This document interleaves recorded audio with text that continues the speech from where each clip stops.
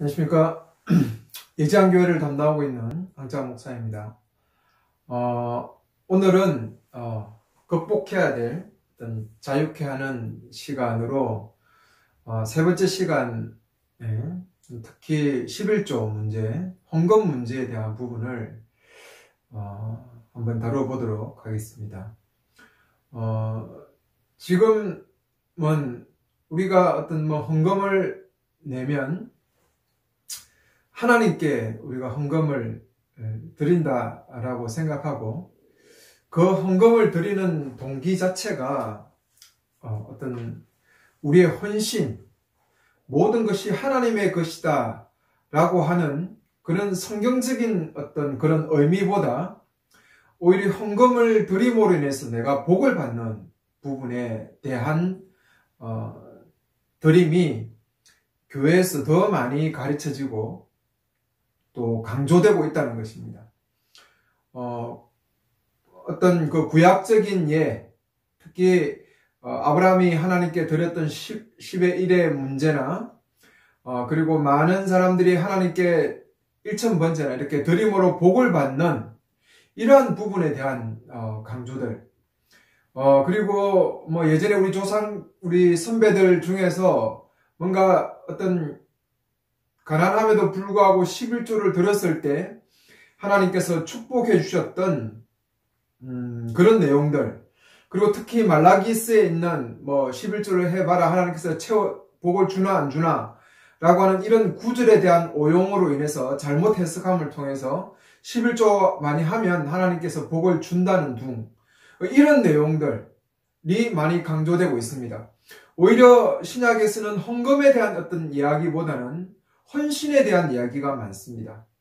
뭐냐면 헌금을 드리는 어떤 부분에 대한 개념보다 내 자신을 제물로 하나님께 바치는 헌신, 봉사, 내 자신을 하나님께 온전하게 드림, 이런 부분들이 많이 강조되고 있음에도 불구하고 오히려 그러한 어떤 삶의 헌신보다는 이런 헌금을 통하여 뭔가를 바침을 통해서 복을 받으려고 하는 이런 기복주의적인 신앙이 지금 교회 안에서 설교가 가르쳐지고 또 그렇게 전해지고 있다는 것입니다.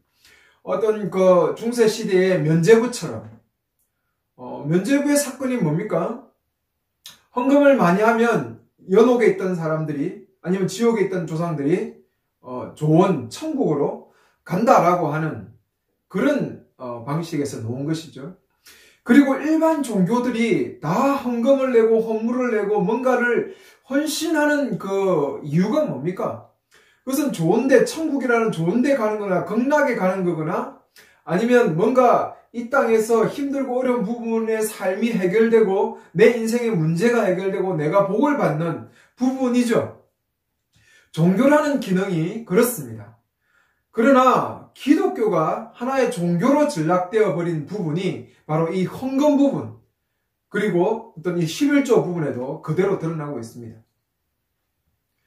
교회 안에 헌금이 얼마나 많은지, 무슨 선교 헌금, 주일 헌금, 감사 헌금, 절기 헌금, 각종 헌금들을 거두고 있습니다. 그리고 11조까지, 10의 1조까지 거두고 있죠. 그래서 교회는 돈으로 넘쳐나고 그 돈으로 인해서 성직자들이 부패하게 되고 돈을, 헌금을 유용하게 쓰고 잘못 쓰고 하는 부분에서 그런 지금 서울에 있는 그런 대교회들에서 나타나고 있는 현상들입니다. 교회 안에 돈이 모이면서 많은 문제들이 생기기 시작하죠. 그리고 교회가 너무 많은 헌금을 거두는 거죠. 그리고 이 헌금을 거두는 부분은 그 쓸데없는 건물을 크게 키워서 대형교회 건물지상주의, 또한 어떤 교회 성장학적인 잘못된 측면들, 그리고 교회의 어떤 본질인 가족 공동체적인 개념이 아니라 어떤 조직교회로서의 어떤 사회와 같은 이런 조직사회로서의 교회의 모습, 이런 부분들이 결국은 이 헌금에 대한 부분을 중세시대의 면죄부처럼 사용하게 만들고 이야기하고 있다는 것입니다. 그래서 헌금이나 여러 가지 돈들을 거두어 드립니다. 건축비나 이런 모든 부분을 성교 헌금이나 이런 부분을 거두어 들여서 그런 부분을 물론 사용한다라고 하지만 정말 교회 안에 대부분의 헌금들은 아쉽지만 교회 건물 유지비 그리고 그 각종 그 어떤 교회 교육기관들의 어떤 유지비죠. 솔직히 말하면 교육기관이라는 부분들이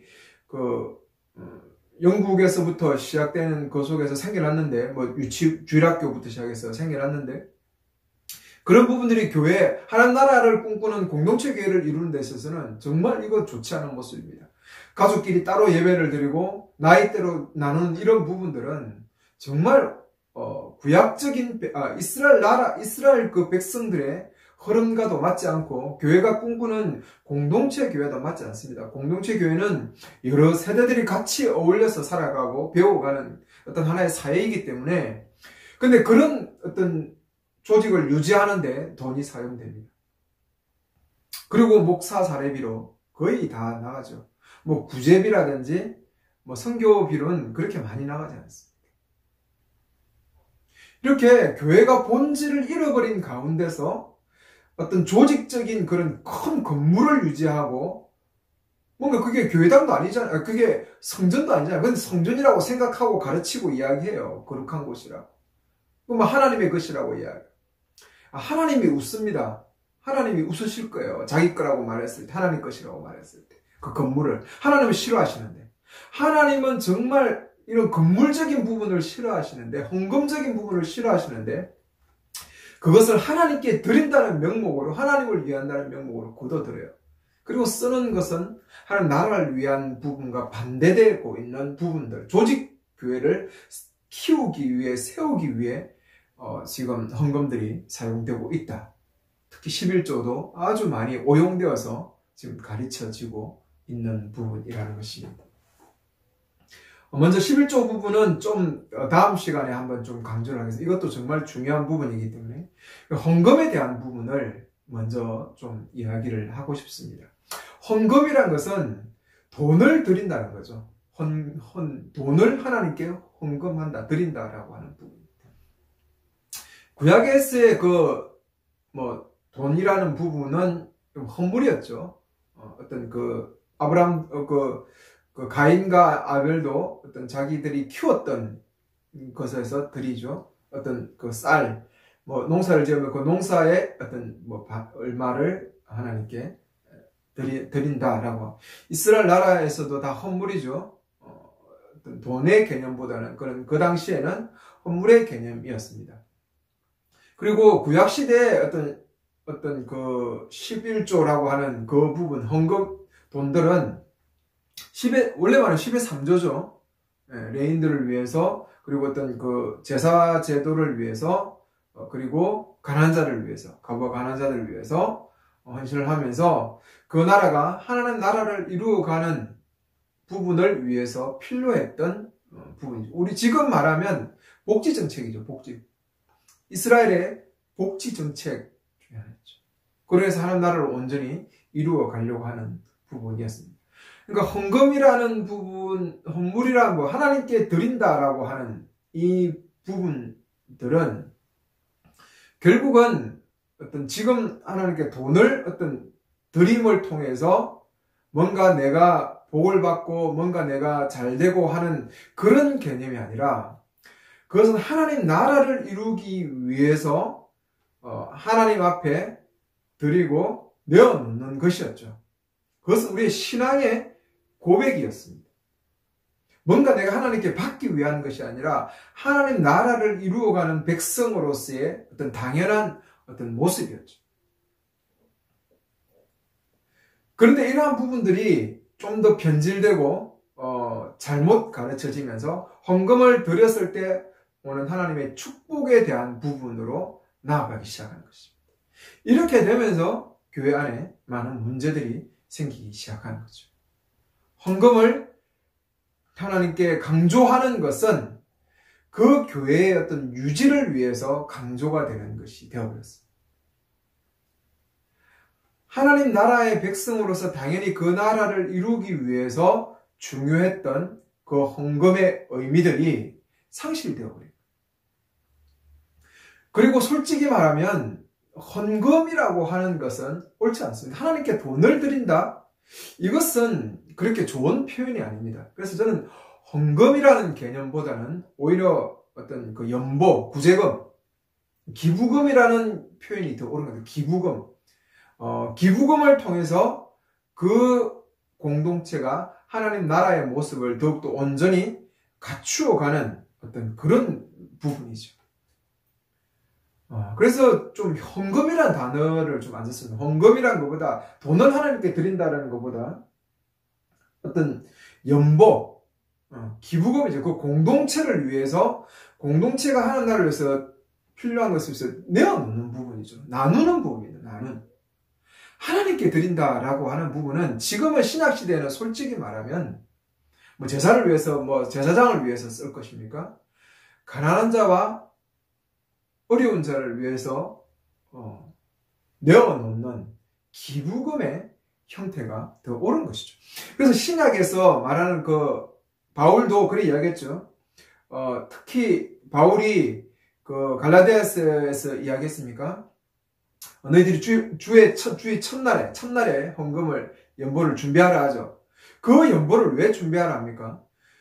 그것은 뭐 교회에 모여서 헌금하라는 그런 의미가 아니라 모을 때마다, 매일 모을 때마다 연보를 하라는 거죠. 연보를 하라는 이유가 뭡니까? 하나님께 드린다는 개념보다, 그죠? 그 당시, 그 교회의 가장 어떤 뭐 원조격인 예루살렘에 여러 흩어진 가정교회가 많이 어려움을 당했죠. 왜 그러냐면 그때 아가보로 해서 흉년이, 기근이 임한다는 예언이 있었고, 그로부터 3년 후부터 계속해서 엄청난 기근이, 가뭄이나 기근이 있으면서 어떤 삶이 아주 궁핍한 가운데 있었습니다. 그래서 이방인에 있던 교회들이 바울을 통해서 헌금을 모아서 이 예루살렘 교회를 도우는 것이죠.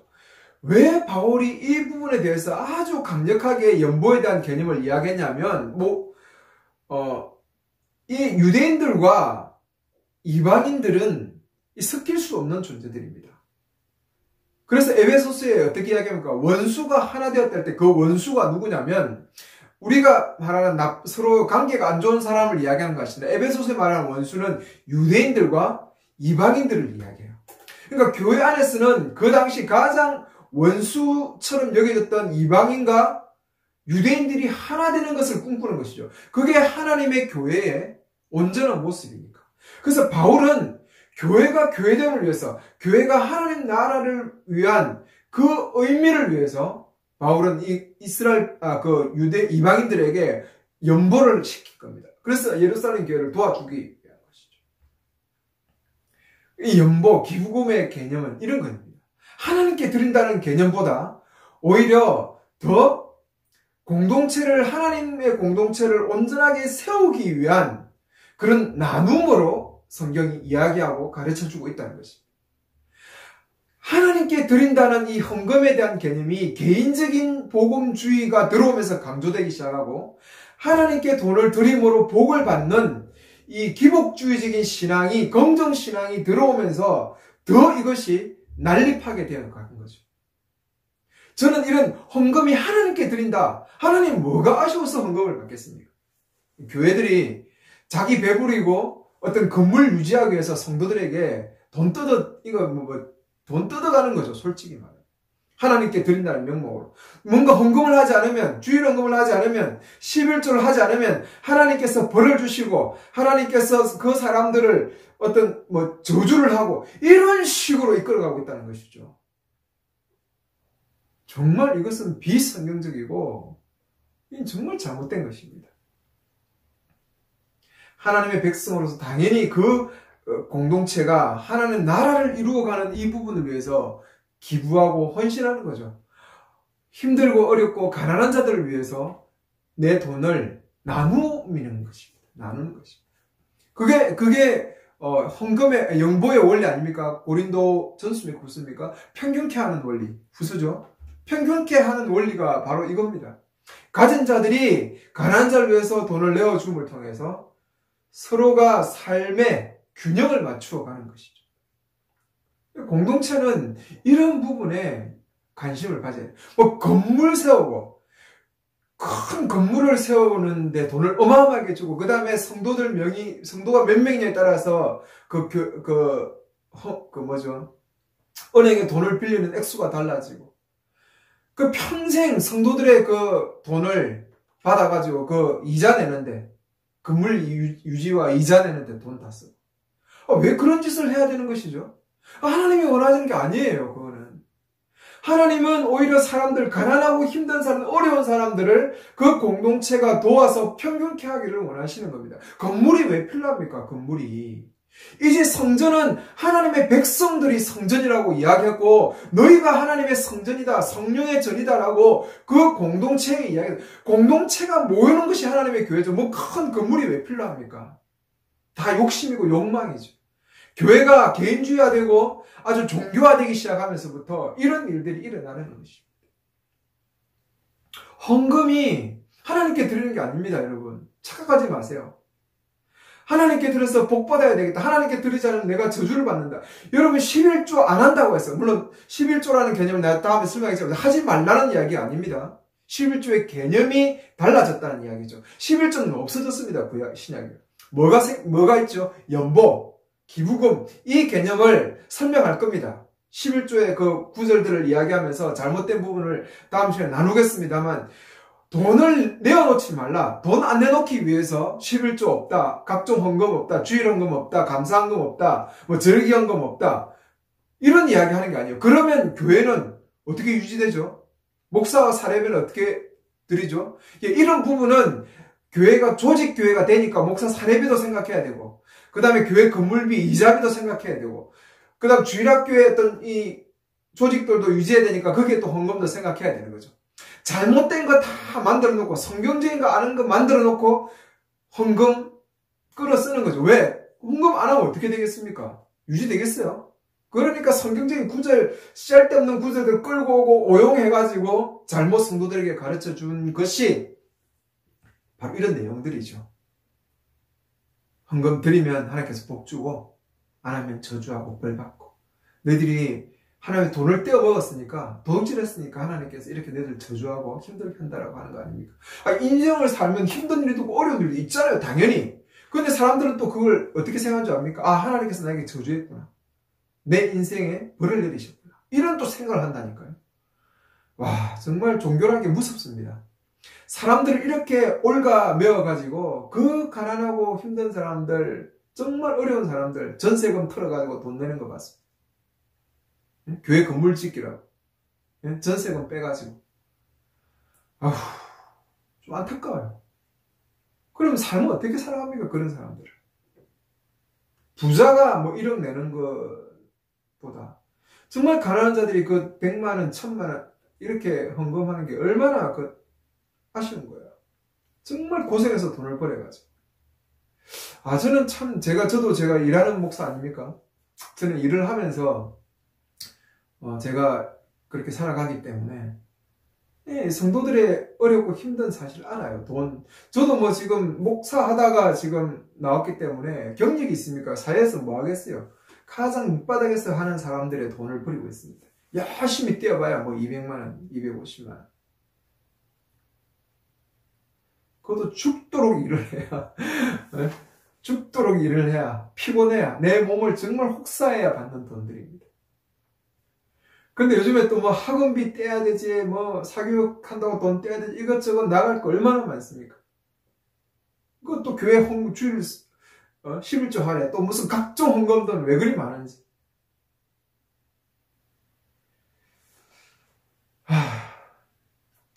그러면서 헌금 가지고 장난치고 하나님께서 복 준다 안 준다, 저주한다 안 준다. 성도들은 그게 또 속아서 벌 받을까 봐 또 헌금하고. 이런 어떤 신앙의 어떤 이 카테고리즘이 바로 율법 아닙니까? 율법주의죠. 정말로 헌금은 하나님께 드리는 것이 아니라는 이 사고방식 하나만 우리가 바르게 깨달아도 하나님 나라를 위한 헌신이라는 개념을 제대로 알고 이것은 나눔이고 기부금이다라는 사실만 알아도 이 헌금의 의미를 가지고 복받니 저주받니 이런 이야기는 안 할 겁니다. 물론 내가 돈이 없으면 조금의 돈이라도 내어놓을 수 있어요. 내보다 더 힘들고 어려운 사람들 위해서. 여러분 솔직히 건물 없고 목사 사람이 안 나가고 이런 주일학교 개념 없이 그냥 조그만한 공동체가 모여서 헌금합니다. 마게도냐 교회에게 바울이 축복할 때 뭘 했습니까? 너희들이 가난한 중에 연보했다고 했죠. 이스라엘 교회를 도우기 위해서. 예루살렘 교회를 도우기 위해서. 힘에 지나도록 연보했습니다. 연보한다는 게 또 그렇다고 해서 제가 기부금이라 해서 그냥 조금만 내놓으라 이런 개념이 아닙니다. 정말 하나님 나라를 생각하고 하나님 나라를 이루기 위해서 이 공동체가 평행케 하는 원리를 위해서 헌신한다면 때로는 힘에 지나도록도 이 공동체를 위해서 내놔야 돼요. 가난한 자를 위해서, 힘든 자를 위해서. 그것이 하나님 나라의 어떤 이루는 모습이지 않겠습니까? 특히 자본주의 사회에서 돈이 우선시 되는 사회에서 정말 하나님 나라를 이루기는 쉽지 않고 이 가난한 자 어려운 자를 위해서 돈을 내어놓기가 쉽지 않습니다. 교회가 평균케 되는 거 쉽지 않아요. 교회 안에도 가진 자와 가지지 않은 자의 이 차이들이 정말 엄연하게 드러나고 뭔가 돈을 가지고 있는 사람은 성공한 사람이고 자본주의 하에서는 그렇죠. 돈을 가지지 않는 사람들은 실패하는 인생입니다. 돈을 가진 사람들은 뭐 장로되고 직분 잘 되고 돈이 없는 사람들은 몇십 년 교회 열심히 다녀도 장로도 되죠. 직분자도 안 되고 물론 직분자 성경적인 게 아니니까 뭐 지금 공동체 교회에서는 필요 없지만 이런 부분들이 아니겠지만 기존 교회 지금 그래서 이런 부분들을 우리가 정말 좀 더 깊이 생각하면서 헌금에 대한 부분들을 좀 이해하고 좀 깨달아갔으면 좋겠다라는 생각을 듭니다. 헌금은 가난한 자를 위해서 내어놓는 것이고 교회 공동체가 하나님 나라를 이루는 데 위해서 내어놓는 것입니다. 복 받는 거 아닙니다. 예전에 한번 1000번제가 또 한번 이슈가 되었죠. 그래서 교회 안에 새벽마다 기도하면서 헌금을 10,000원씩 1000번까지 하는 분들을 봤습니다. 그러면 뭔가 복을 받고 내 삶의 문제가 해결될 거라 생각하지만 그 1000번제 헌금은 그런 개념이 아니에요. 솔로몬이 1000번제를 드린 것은 드리고 기도하면서 하나님께 그 지혜를 얻은 것은 하나님 나라를 이루기 위해서 솔로몬이 하나님 앞에 헌신한 겁니다. 그 당시 왕은 어떤 지혜가 있어야 되냐면 재판을 잘해야 돼요. 재판을 공정하게 하는 지혜가 필요합니다. 그래서 솔로몬이 구한 게 뭐냐면 다윗과 같이 그렇게 지혜롭게 그 나라를 이룰 수 없을 것에 대한 두려움. 그리고 하나님 나라를 정말 초기에는 온전하게 이루고 싶었던 그 열망으로 1000번제를 드리면서 그 1000번제라는 게 한 번 드린 게 아니라 그냥 한꺼번에 여기저기에서 드린 거죠. 소와 양들을 제사를 드린 거죠. 그랬을 때 하나님께서 너에게 뭘 주냐 했을 때 솔로몬이 고등이 지혜지 않습니까? 지혜도 주고 하나님께서 또 엄청난 그런 부유함도 주셨죠. 그러니까 그 지혜라는 것은 재판하는 지혜입니다. 그리고 그 다음 줄에 바울이 재판하는 게 나오지 않습니까? 아이에 대한 부분이죠. 이 여자애가 이 아이가 누구의 아이냐라는 부분을 명쾌하게 지혜롭게 아주 공평하게 재판하지 않습니까? 그 아이를 죽이려 했을 때 정말 어미의 마음은 그 아이에 대한 마음 때문에 오히려 그 아이를 내어놓게 되는 거죠. 내 아이가 아니도 좋다라고 할 만큼. 그랬을 때 그 솔로몬이 이 아이가 엄마다라고 재판해줘요. 정말 공정하게 재판해요. 하나님 나라가 왕들이 공정하게 재판하지 않으면 온전한 공의와 정의가 흐르는 그런 나라를 만들 수 없죠. 그래서 솔로몬이 그걸 원하는 거예요. 왜 하나님께서 지혜를 주시고 그래서 하나님께 예뻐하신 거야. 왜냐하면 하나님 나라를 이루고자 하는 그 열정이 온전했기 때문에 그랬습니다.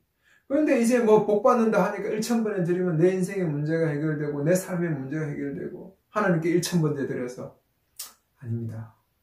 그렇게 해서 문제 해결 안 됩니다. 그 돈만 아까워요. 돈만.